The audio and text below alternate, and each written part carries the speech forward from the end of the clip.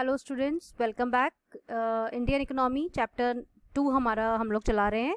आज हम इसमें देखेंगे इंडस्ट्रियल रिफॉर्म।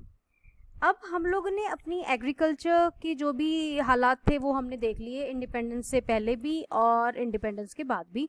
उसके अंदर क्या क्या किया गया, उसको ग्रो करने के लिए कैसी इकोनॉमिक प्लानिंग करी गई, वो सारी चीज़ें हमने अभी लास्ट टॉपिक्स में इसी चैप्टर में देख ली हैं। ग्रीन रिवॉल्यूशन भी पढ़ लिया है। बट आज हम पढ़ेंगे इंडस्ट्रियल रिफॉर्म। क्योंकि अब इंडस्ट्रियल रिफॉर्म हम क्यों पढ़ेंगे?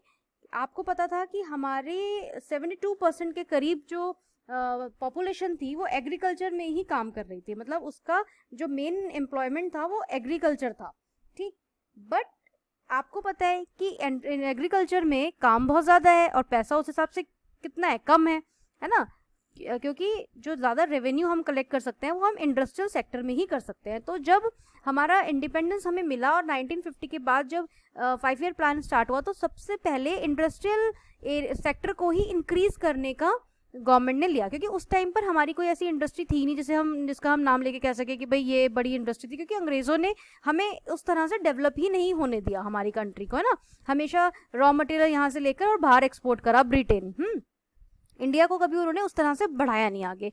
तो अब उसमें क्या था कि उस टाइम पर यानी कि 1950 के अराउंड हमारा जो इंडस्ट्रियल सेक्टर था वो एक प्री मैच्योर स्टेज पर था। बिल्कुल, मतलब समझ लो जब पैदा ही हुआ था, क्योंकि ज़्यादा इंडस्ट्रीज थी नहीं, जैसे कि मैंने आपको अभी बताया। तो इसके अंदर हमने क्या क्या चीज़ें करी, कैसे कैसे प्रोवाइड कराया कि ये इंडस्ट्रियल सेक्टर ग्रो करे, वो चीज़ें हम इसके अंदर देखने वाले हैं। तो हम देखते हैं, the growth of industrial sector is necessary for the economic and monetary prosperity of the country. भाई एग्रीकल्चर में मैंने आपको बताया कि काम बहुत है और पैसा कम है, हाँ, लेकिन इंडस्ट्री में क्या है, ज़्यादा पैसा है। रेवेन्यू हम कैसे कमा सकते हैं, पैसा हम कैसे कमा सकते हैं, बिजनेस करके। तो इसलिए इंडस्ट्री लगाना बहुत ज़्यादा ज़रूरी था हमारे रेवेन्यू इकट्ठा करने के लिए, पैसा इकट्ठा करने के लिए देश में।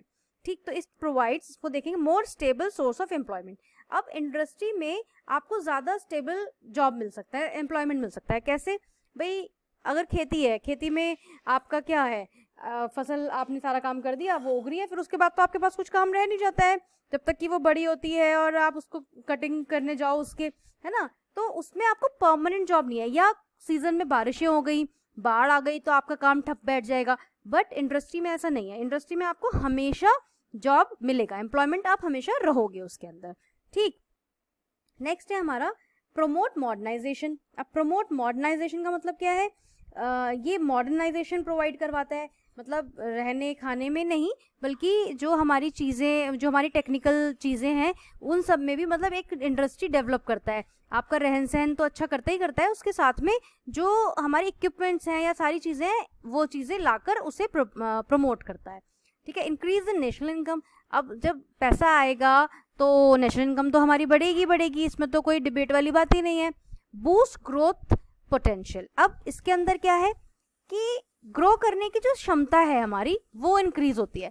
अब भाई अगर आपको अपना लिविंग, एक लग्जरियस लाइफ रहनी है, व्यतीत करनी है, तो आपके पास पैसा तो होना ही चाहिए। और पैसा आपके पास कैसे आएगा? इंडस्ट्रीज से ही आएगा। ठीक है, तो ये क्या है, आपका बूस्टअप करता है ग्रोथ पोटेंशियल को। ठीक, इंक्रीज एक्सपोर्ट। अब आपका जो एक्सपोर्ट है वो भी इंक्रीज करेगा। भाई ऐसे थोड़ा ना अंग्रेज़ों की तरह, जैसे उन्होंने हमें कभी आगे बढ़ने ही नहीं दिया तो हम उस चीज़ को ही वो करें कि सिर्फ रॉ मटेरियल ही प्रोड्यूस करते रहें और हम कुछ ना करें। तो हमें क्या करना है कि हम खुद के सामान बनाकर और उसे बाहर एक्सपोर्ट करें, उसी से हमारे पास में पैसा ज़्यादा आएगा, है ना। तो वो चीज़ क्या है, आपका इंक्रीज एक्सपोर्ट के अंदर आएगा। अब है हमारा मॉडर्नाइज एग्रीकल्चर। मॉडर्नाइज एग्रीकल्चर का मतलब क्या है?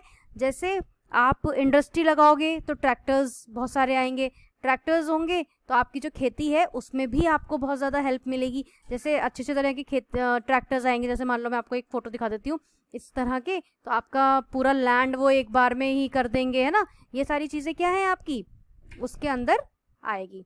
ठीक, तो ये आपका मॉडर्नाइज एग्रीकल्चर कहलाता है। नेक्स्ट इसके अंदर आता है हमारा public sector in industrial development. मतलब पब्लिक सेक्टर मतलब गवर्नमेंट सेक्टर को क्यों इन्वॉल्व किया गया इंडस्ट्रियल सेक्टर में, प्राइवेट सेक्टर को क्यों नहीं? क्योंकि प्राइवेट सेक्टर जो होता है वो अपना बेनिफिट देखेगा, अपना प्रॉफिटेबिलिटी देखेगा, लेकिन जो गवर्नमेंट है वो पब्लिक के लिए देखेगी, पब्लिक का काम करेगी, रोड्स पब्लिक के लिए बनाएगी। तो इसलिए पब्लिक सेक्टर को इंडस्ट्रियल डेवलपमेंट, मतलब क्योंकि वैसे भी हम लोग तो इनिशियल स्टेज पर थे, है ना, तो गवर्नमेंट ने ये चीज़ें अपने हाथ में ली क्योंकि उसे ओवरऑल डेवलपमेंट करना था। मतलब प्राइवेट सेक्टर तो सिर्फ अपना डेवलपमेंट सोचती ना, लेकिन गवर्नमेंट को क्या करना था, देश का डेवलपमेंट करना था, तो इसलिए पब्लिक सेक्टर के हाथ में ये दिया गया। तो उसका रीज़न सबसे पहला था लैक ऑफ कैपिटल, कि भाई कैपिटल जो था वो गवर्नमेंट सेक्टर के पास ही आता, वो हर तरह से उस चीज़ को देख सकती थी।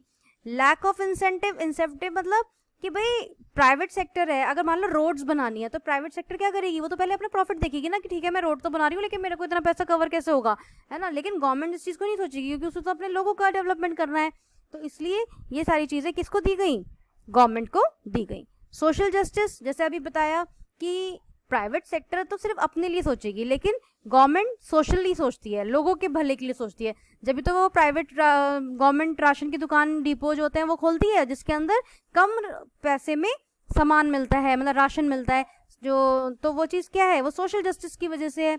डेवलपमेंट ऑफ इंफ्रास्ट्रक्चर, अब अगर देश का इंफ्रास्ट्रक्चर डेवलप करना है तो अगेन प्राइवेट सेक्टर तो उस चीज़ को अपने पॉइंट ऑफ व्यू से देखेगी, लेकिन पब्लिक सेक्टर यानी कि गवर्नमेंट सेक्टर ओवरऑल आपका जो हमारे देश का डेवलपमेंट देखेगी। वो डैम्स बनाएगी, वो रोड्स बनाएगी, वो इलेक्ट्रिसिटी प्रोवाइड करवाएगी, वो एलपीजी प्रोवाइड करवाएगी। तो ये सब काम किसका होता है, गवर्नमेंट का होता है, पब्लिक सेक्टर का होता है।